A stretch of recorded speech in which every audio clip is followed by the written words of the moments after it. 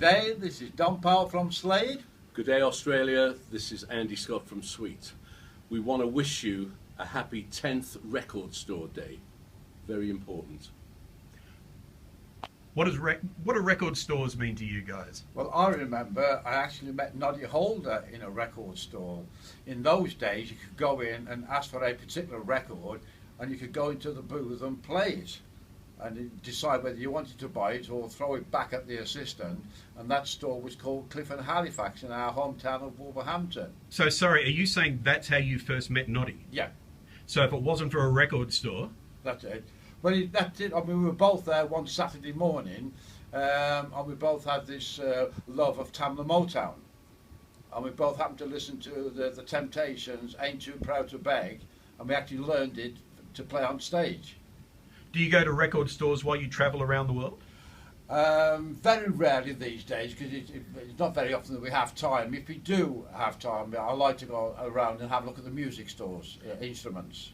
Andy, what about you? What do record stores mean to you? In my hometown of Wrexham in North Wales, there was a fairly large musical instruments store, but half of it was for records as well. Mainly school instruments and pianos and things like that, and on the other side it was records that were starting to come through, post 78s, early 45s. There was also a little section which is where me and my friends used to have our nose pressed against the window for, should we say, the music that's coming through, the guitars, drums, that kind of thing.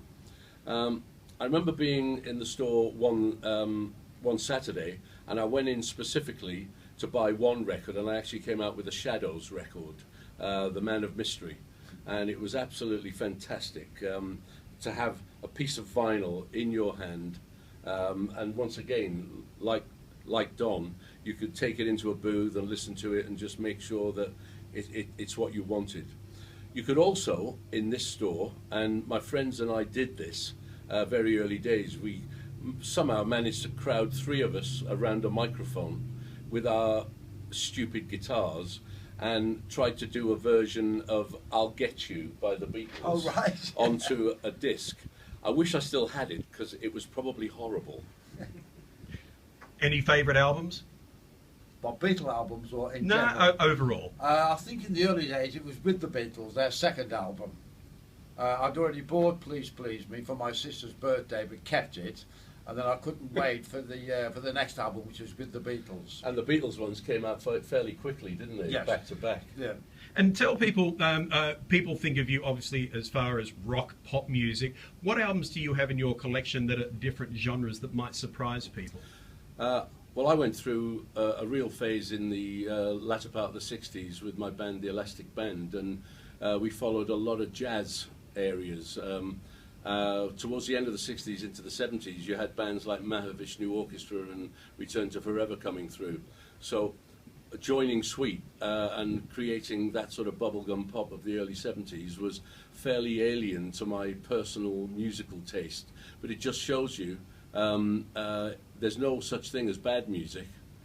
You know, there's good music. It's all music, you know. And the difference between when you do go into an independent record store and you pick up a CD or a record, something tangible, it's a different sensation, isn't it? Yeah, I mean, I'm actually quite glad to see vinyl back. I don't think I'll have it on my shelves because I've got a rather cleaner look in the studio these days. But I have to say, Sweet are certainly starting to produce vinyl albums again, and in Europe, in Germany especially, what we've been releasing through Sony has been hitting the charts, in the vinyl charts, and that is such a big up-and-coming market. It's going to be such a horrible thing if there are no tangible walk-in record stores on the high street. You can't buy everything online, you know. And the good thing is, in Australia, we have several hundred independent stores around the country. So if you do get a chance while you guys are on tour, try and find some, because there are some absolute gems out there. That's fantastic, because to me, all those days have gone. You know, like I said, used to go in and flicking through the albums, reading the bump on the back of the album cover. just a fantastic time. Well, Record Store Day internationally is celebrating its 10th year, and it's on April 22 this year. Wow. So wherever you guys are, keep an ear and an eye out, because there are plenty of independent stores out there, and they'll be crammed full of great music. Wonderful. We'll have to do it on our own Facebook sites. I mean, Okay. I'm personally not on Facebook, but the Sweet are. We're all over it. But Yeah. I know that Don. Yeah, is I'll definitely definitely go onto that and see what's around. Happy Record Store Day. Cheers, Yeah. mate.